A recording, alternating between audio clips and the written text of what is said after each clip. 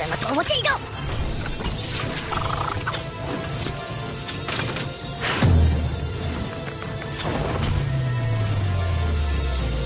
云如寒雨，百毒不侵，这是玄神。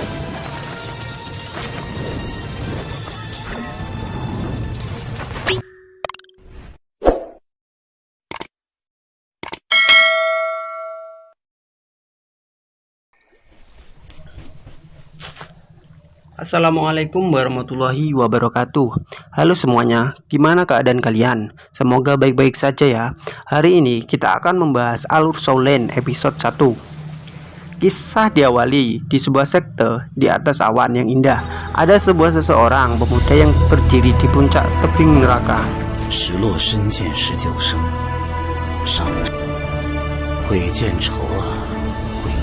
Cerita pun dimulai. Seorang pemuda berlari karena dikejar oleh beberapa orang. Dia dihujani beberapa jarum perak oleh pria bertopeng.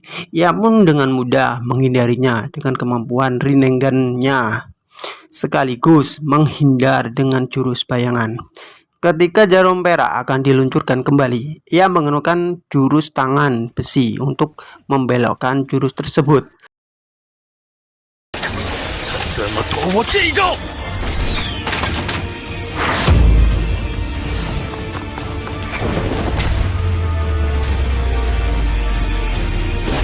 云如寒雨，百毒不侵，这是。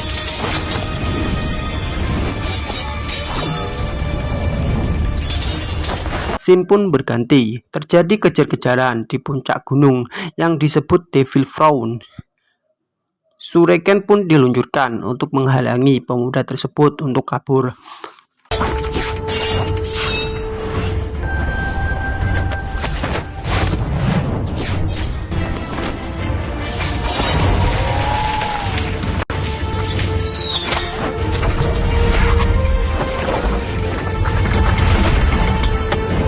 Pemuda tersebut bernama Tang San. Dia pun sudah sampai di puncak gunung.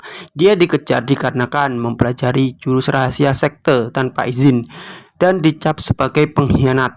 Tang San pun menjelaskan kepada kepala sekte bahwa dia tidak pernah membocorkan jurus sekte ke siapapun.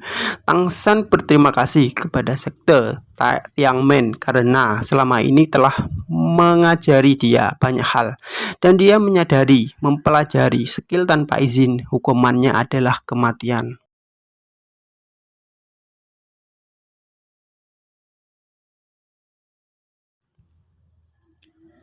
Tang San sebenarnya sudah mempelajari Tiangmen Circle Ultimate Hidden Weapon dan membuat tetua terkejut, sekaligus skill internal tertinggi Dark Heaven Record.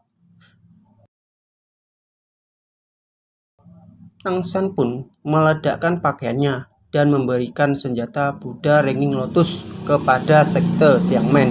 Semua skill Tang San telah ditinggalkan ke sekte dan Tang San mulai meluncur ke air neraka Jahanam.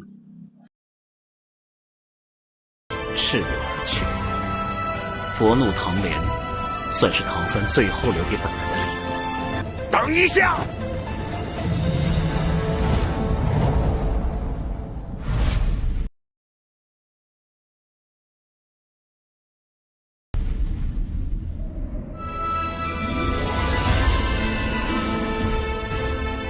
Kepala sekte pun menyadari bahwa mengira Tang San sebagai pengkhianat adalah kesalahan.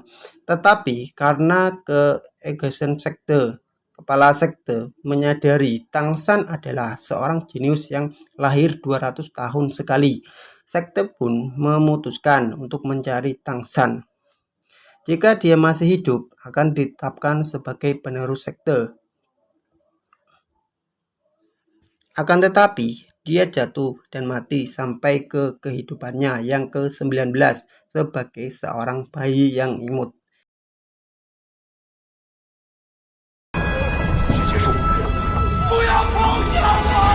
Di suatu tempat atau dataran tinggi muncullah anak yang sedang bermeditasi.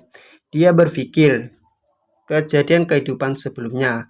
sekaligus mempelajari skill kehidupan sebelumnya. Di kehidupan ini, Tangsan hidup di daratan yang disebut daratan Guoluo.